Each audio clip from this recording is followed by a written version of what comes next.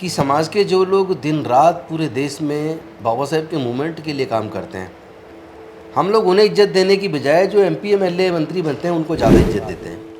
कहीं ना कहीं जिस तेज़ी से वो मूवमेंट आगे बढ़ना चाहिए था वो बढ़ा नहीं, और हमारे जो लोग मूवमेंट में आगे आए वो लोग राजनीति में कुर्सी मिलने के बाद कुर्सी के गुलाम हो जाएगा। हम लगातार प्रयास कर रहे हैं, जितना भी बहुजन नेता हैं हमने उनको ये बात समझाने का प्रयास किया है कि आप टुकड़ों में अलग अलग आप पूरी ज़िंदगी भी लगा देंगे तो आप सफल नहीं होंगे, ना आप अपना भला कर पाएंगे ना समाज का भला कर पाएंगे। हमें सबको चाहे किसी भी पार्टी में हैं, जितना जो बहुजन समाज की लीडरशिप है उसको एक आना पड़े, एक जगह इकट्ठा होना पड़ेगा। दूसरी बात, वोट हमारा, राज किसी और का क्यों हो? फिर राज में भागीदारी क्यों ना हो? सत्ता में किसी भी पार्टी की सत्ता है उसमें हमारी भागीदारी क्यों नहीं है? कोई भी कितनी बड़ी कुर्सी क्यों ना हो, अगर वो हमारे आत्मसम्मान के रास्ते में बाधा बनेगी, अगर वो डॉक्टर बाबा साहेब अम्बेडकर के मिशन मूवमेंट को चलाने में बाधा बनेगी, तो ऐसी हजारों कुर्सी कुर्बान है। ये मूवमेंट अब रुकने वाला नहीं है। दोस्तों, हम हमेशा देखते हैं कि कांग्रेस या बीजेपी या अन्य पार्टियों से जो जुड़े हुए लोग हैं, जो मंत्री पद पे हैं, वो कहीं ना कहीं अपने जो मंत्री पद है उससे समझौता करने के लिए वो बाबा साहब की विचारधारा या समाज के लोगों का जो हित है उससे समझौता कर लेते हैं। लेकिन आज हम एक ऐसे शख्स के साथ बैठे हैं जिन्होंने अपने मंत्री पद की परवाह नहीं की और बाबा साहब की जो विचारधारा है उस पर चलने का उन्होंने प्रण लिया। जी हाँ दोस्तों, मैं बात कर रहा हूँ एडवोकेट राजेंद्र गौतम जी की, जो कि दिल्ली प्रदेश के पूर्व मंत्री हैं, अभी एमएलए हैं। आज हम उनसे बात करेंगे। सबसे पहले सर, आपका स्वागत है हमारे चैनल में। शुक्रिया। सर, मैं ये जानना चाहूँगा, आखिर ऐसी कौन सी परिस्थिति आई कि आपने बाबा साहब की जो विचारधारा है और मंत्री पद, दोनों में से किसी एक को चुना? एक्चुअली मेरे सामने जब ये विकल्प आया कि आप राजनीति में हैं तो या तो आप राजनीति के हिसाब से चलिए, आप या तो मंत्री की कुर्सी पे रहिए या फिर आप अपने डॉक्टर बाबा साहेब अम्बेडकर की विचारधारा पे चलिए। तो मैंने कहा कि मैं डॉक्टर बाबा साहेब अम्बेडकर की विचारधारा पे चलना पसंद करूँगा, और मैं अगर एमएलए या मंत्री बनाऊँ तो वो भी डॉक्टर बाबा साहेब अम्बेडकर की वजह से बनाऊँ। तो मैं उनके रास्ते को नहीं छोड़ सकता। मेरे लिए कुर्सी उतनी महत्वपूर्ण नहीं है जितनी महत्वपूर्ण मेरी विचारधारा है। और वैसे भी ये कुर्सियाँ हमें जो मिलती हैं जी, SC ST को, वो चूँकि एमएलए बनते हैं तो SC सीट से, MP बनते हैं तो SC ST सीट से, और मंत्री बनते हैं तो वो भी SC ST के कोटे से, विभाग भी मिलते हैं तो उन्हें उसी तरीके मिलते हैं, गिने चुने विभाग मिलते हैं। तो जब SC ST को हम लोग रिप्रेजेंट करते हैं तो उनके मुद्दों पे बोलना बेहद ज़रूरी है। अगर हम नहीं बोलते हैं तो वो गद्दारी होगी डॉक्टर बाबा साहेब अम्बेडकर के साथ, और वो गद्दारी होगी अपने पूरे बहुजन समाज के साथ। तो कम से कम मुझे तो ये स्वीकार रही है कि कोई मुझे गद्दार मंत्री के रूप में या गद्दार विधायक के रूप में जाने। इसलिए मैंने सोचा कि भाई मैं रिज़ाइन करके डॉक्टर बाबा साहेब अम्बेडकर की विचारधारा को आगे बढ़ाता हूँ। जी, इसलिए मैंने ये निर्णय लिया। सर, जैसा कि हम देख रहे हैं इस समय, जब से आपने रिज़ाइन दिया है, जब से ये जो भी ये मामला सामने आया है, उसके बाद से कहीं ना कहीं आप जो है पूरे देश के नेता बन गए हैं। पहले आप दिल्ली तक सीमित थे, दिल्ली प्रदेश के मंत्री थे, लेकिन आज मैं देख रहा हूँ आपके जितने भी शेड्यूल देख रहा हूँ, हम सोशल मीडिया में आपको देखते हैं। कभी आप नागपुर में होते हैं, कल आप केरल जाने वाले हैं, अभी आप लखनऊ गए हुए थे।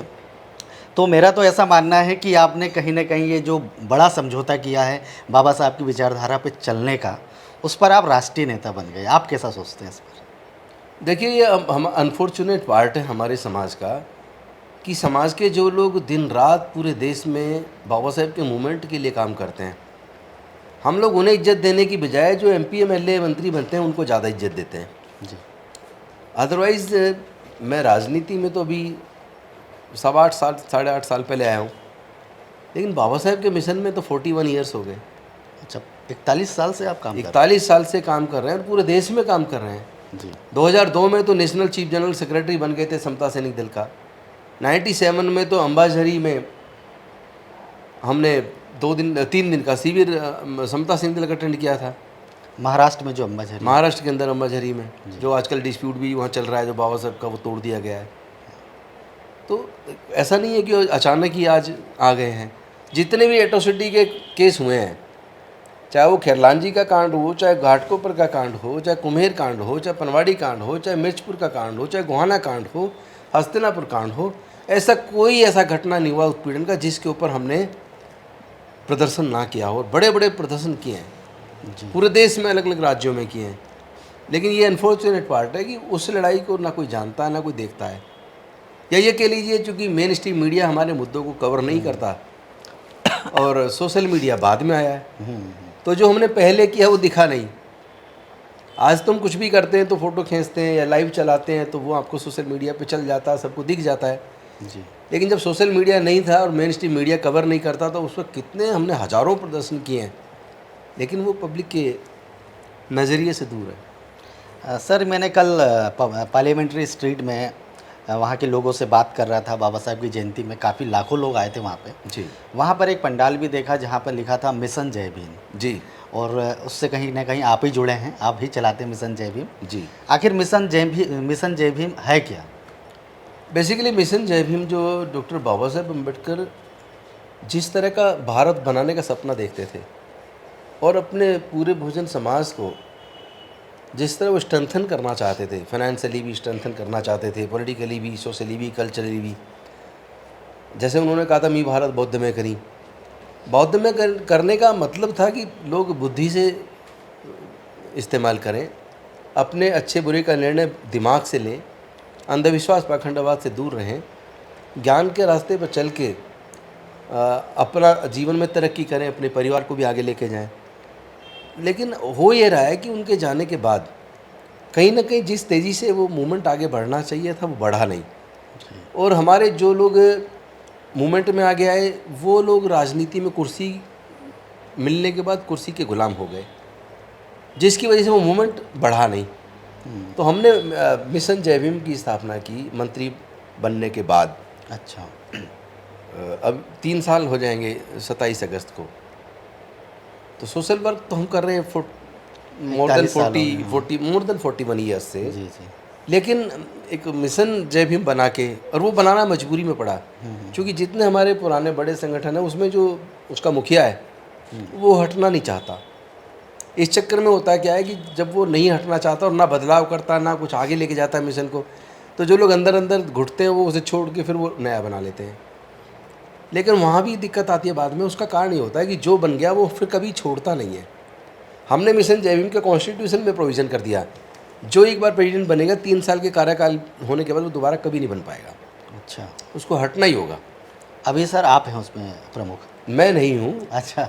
दिल्ली जल बोर्ड से चीफ इंजीनियर रिटायर हुए हैं। अच्छा। वो उसके राष्ट्रीय अध्यक्ष हैं। दिल्ली ट्रांसपोर्ट कॉरपोरेशन जो DTC यहाँ बस चलती है दिल्ली में, उसमें चीफ जनरल मैनेजर रिटायर हुए। BP निगम वो उसके जनरल सेक्रेटरी हैं जी। मैं तो उसका एक संरक्षक हूँ। अच्छा अच्छा।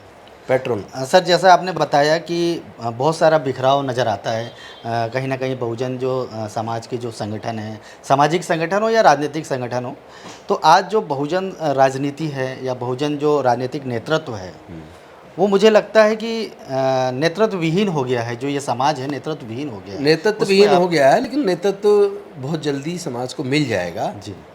हम लगातार प्रयास कर रहे हैं। जितना भी बहुजन नेता हैं हमने उनको ये बात समझाने का प्रयास किया है कि आप टुकड़ों में अलग अलग आप पूरी ज़िंदगी भी लगा देंगे तो आप सफल नहीं होंगे। ना आप अपना भला कर पाएंगे ना समाज का भला कर पाएंगे। आज समय आ गया है जब हमारे मुद्दे एक हैं, हमारा दर्द एक है, हमारी परेशानी एक है और निवारण भी एक है, तो फिर अलग अलग क्यों मिल के लड़ रहे हैं? हम इकट्ठा मिलजुल के एकजुट होकर क्यों नहीं लड़ते? वो लोगों में फीलिंग है और वो लोग सब अब धीरे धीरे एकजुट हो भी रहे हैं। जैसे मैंने देखा है स्वामी प्रसाद मौर्य या जो भीम आर्मी के चंद्रशेखर आज़ाद जी और भी लोग आपसे मिल रहे हैं, यहाँ तक कि जो तमिलनाडु के काफ़ी मिनिस्टर सांसद उनसे भी आपके संपर्क हैं जो अनुसूचित जाति से ताल्लुक़ रखते हैं। तो इसे आप कैसे देख रहे हैं? क्या ये आप लोग को ऐसा मुझे महसूस हो रहा है कि आप लोग कहीं एक प्लेटफॉर्म पे तो नहीं आने वाले हैं? कोई विकल्प नहीं है हमारे पास। अच्छा।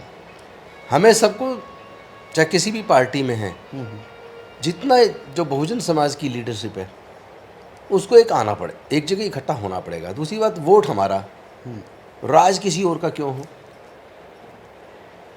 फिर राज में भागीदारी क्यों ना हो सत्ता में? किसी भी पार्टी की सत्ता है, उसमें हमारी भागीदारी क्यों नहीं है? नाम मात्र की आप भागीदारी क्यों देते हैं? दिखावे के लिए उनको आप भागीदार क्यों बनाते हैं? आप राजनीति में केवल बंधुआ मजदूर क्यों चाहते हैं? आप ये क्यों नहीं चाहते जो स्वायत्ता के साथ आप काम कर रहे हैं ऐसे ही दूसरों को भी तो करने दो? तो कोई किसी भी पार्टी में जाके राजनीति कर रहा है, किसी भी उसमें पद पे है, सब जगह वही हाल है। सब राजनीतिक पार्टियां चाहती हैं कि वो केवल पपेट बन के रहें। ये चलेगा नहीं लंबे समय तक। ये सभी राजनीतिक पार्टियों को अपने अंदर सुधार करना होगा, आज नहीं तो कल। और पूरा बहुजन मूवमेंट जब एक हो जाएगा तो बाकी राजनीतिक पार्टियां सब ज़मीन पे अपना पा जाएंगी। मुझे एक बात समझ नहीं आती है कि जो 22 प्रतिज्ञा का जो विवाद उठा था, 22 प्रतिज्ञा मैंने देखा है महाराष्ट्र की जो दीक्षा भूमि है, वहाँ पे जब लाखों लोग इकट्ठा होते हैं दशहरे के दिन में, जिस दिन बाबा साहब ने क्रांति की थी, अशोक विजयदशमी के दिन में, वहाँ पे जो फडणवीस जी हैं, गडकरी जी को देखा है मैंने, वो लोग खुद 22 प्रतिज्ञा दिलाते हैं वहाँ पे लाखों लोगों को। लेकिन आपने अगर 22 प्रतिज्ञा की बात कर दी और किन्हें कि जो लोग आप बुद्धिज़्म को स्वीकार कर रहे हैं, जो बुद्धिज़्म को स्वीकार कर रहे हैं वो किसी अन्य रिलीजियस जो मान्यताएं हैं, दूसरे धार्मिक मान्यताएं, उसे तो मानेगा नहीं। लेकिन कहीं ना कहीं हो सकता है कि आपने लोगों को समझा नहीं पाया। आपने, मुझे नहीं लगता कि नहीं, ऐसा कुछ नहीं है जी। सब जानते हैं कि इसमें कहीं कुछ गलती है ही नहीं जी। वो तो गुजरात का चुनाव था ना। अच्छा, गुजरात का चुनाव था, बीजेपी ने जानबूझ के मुद्दा बनाया। हमारे लोग वो चूक गए कि भाई यही तो मुद्दा अगर आप बना रहे हो तो यही तो फडणवीस जी कह रहे थे कि भाई बाबा साहब ने पंचशील से 22 प्रतिज्ञाओं से दीक्षा ली थी और इसी से देश महान बनेगा। तो अगर बनाना होता तो ये भी उसको मुद्दा बना देते जी। लेकिन ये राजनीति में अलग अलग तरह की सोच होती है। और फिर एक और बात है, कोई भी कितनी बड़ी कुर्सी क्यों ना हो, अगर वो हमारे आत्मसम्मान के रास्ते में बाधा बनेगी, अगर वो डॉक्टर बाबा साहब अम्बेडकर के मिशन मूवमेंट को चलाने में बाधा बनेगी, तो ऐसी हज़ारों कुर्सी कुर्बान है। ये मूवमेंट अब रुकने वाला नहीं है।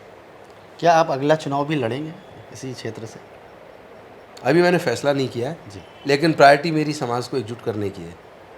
और अपने राजनीतिक नेता चाहे किसी भी पार्टी पूरे देश के अंदर है, हाँ।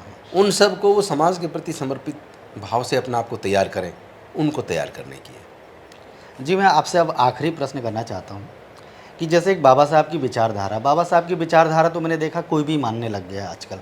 हर व्यक्ति बोलता है मैं बाबा साहब को मानता हूँ। कोई जो मानने से नहीं चलेगा, आचरण में लाना होगा। जी। मानने को तो हर कोई कहता है मैं बाबा साहब को मानता हूँ, अरे बाबा साहब की बात को भी तो मानो। तो क्या सिर्फ बाबा साहब की विचारधारा मानने से उसी से ही मतलब ये आने वाला समय जो है, जैसे बीजेपी जो है धर्म की राजनीति करती है और कहीं ना कहीं जो बहुजन जो राजनीतिक लोग हैं या सामाजिक कार्यकर्ता वो बाबा साहब की या फूले साहब की विचारधारा की बात करते हैं, कहीं जो बाबा साहब ने जो बुद्धिज़्म दिया उस ओर के लिए कुछ निर्णायक कदम नहीं उठाएंगे? क्योंकि यदि मेरा बेटा नहीं, मैं आपको बता दूं, भारत चल पड़ा है बुद्ध की ओर। अच्छा। आप 5 अक्टूबर के बाद देख लीजिए, लगभग 4.5 लाख अब तक बौद्ध धर्म की दीक्षा ले चुके हैं। और मैंने कहा था 2025 तक 10 करोड़ लोग दीक्षा लेंगे, लेकिन अब मुझे लग रहा है कि उससे भी ज़्यादा लेंगे, क्योंकि धीरे धीरे सबको समझ आ गया है। अल्टीमेट तो केवल भारत क्या, पूरी दुनिया बुद्ध की ओर चल पड़ी है। जहाँ जहाँ अशांति है, जहाँ जहाँ नफरत है, वहीं पे प्रगति रुक जाती है, वहीं कमज़ोर हो जाता है वो देश। आज तो पूरा यूरोप, अमेरिका वो चल पड़ा है बुद्ध की ओर, और एशिया तो पूरा वैसे ही बुद्धिस्ट था। तो फिर जो चीज़ अच्छी है वही तो चलेगी, बुरी चीज़ को कितने कोशिश कर लो कब तक चलेगी? अगर हिंदुइज़्म अच्छा होता तो पूरी दुनिया में बढ़ना चाहिए था, वो बढ़ा क्यों नहीं? इस धर्म को मानने वाले लोग कभी इस पे विचार क्यों नहीं करते कि अगर इनकी विचारधारा अच्छी है तो पूरी दुनिया में क्यों नहीं फैली? बुद्ध क्यों फैले? बुद्ध की विचारधारा पूरी दुनिया में क्यों फैली? क्या इस पर कभी चर्चा नहीं होनी चाहिए, चिंतन नहीं होना चाहिए? तो जो अच्छी चीज़ है वो फैलेगी, जो बुरी चीज़ है उसको तो ख़त्म होना ही है। सर, आखिर में हमारे दर्शकों को क्या संदेश देना चाहते हैं? कल 14 अप्रैल था और दिल्ली की जो पार्लियामेंट स्ट्रीट है वहाँ पर लाखों लोगों का मैं एक ही संदेश देना चाहता हूँ। एक तो ये पहली चीज़ कि नफ़रत से दुनिया आगे नहीं बढ़ती, प्यार से बढ़ती है। जहर से जहर फैलता है, नफ़रत से नफ़रत फैलती है, प्यार से प्यार फैलता है। मानवता सबसे बड़ी चीज़ है। और आप अंधविश्वास पाखंडवाद से बिल्कुल दूर हो जाइए, इसमें कुछ नहीं मिलने वाला है। आप लोग को कुछ मिलेगा तो केवल पढ़ाई के रास्ते पर चल के मिलेगा। डॉक्टर बाबा साहब अम्बेडकर और बुद्ध के रास्ते पर चलकर, फुले साहब के रास्ते पर चल के हम लोग अपने आप को बहुत विकसित करने की क्षमता अपने अंदर रखते हैं। बाबा साहब ऑलरेडी हमें मार्ग बनाकर चले गए, मार्ग दिखाया नहीं है, केवल मार्ग बना के गए। अब हम उस पर चल के दुनिया में बहुत आगे निकल सकते हैं। लेकिन अगर वो रास्ते में जगह जगह खाई है, हम मार्ग छोड़ के खाई में गिरना चाहते हैं तो फिर उसमें तो बाबा साहब नहीं बचा पाएंगे। वरना अब हमें मार्ग खुद नहीं बनाना, हमारे विकास का मार्ग डॉक्टर बाबा साहब अम्बेडकर बना के हमें सिर्फ उस पर चलना है। जो उस पर नहीं चल रहे हैं वो दोष किसी और को ना दे, वो उनका खुद का दोष है। चलिए सर, आपने काफ़ी महत्वपूर्ण बातें कही और काफ़ी बेबाकी से अपनी बातों को कहा और आपने बहुत ही महत्वपूर्ण समय दिया, उसके लिए बहुत बहुत धन्यवाद। शुक्रिया। जय भीम। जय भीम, नमो बुद्धाय। आप देख रहे हैं WLBS न्यूज। चैनल को सब्सक्राइब करना और बेल आइकन को प्रेस करना ना भूलें।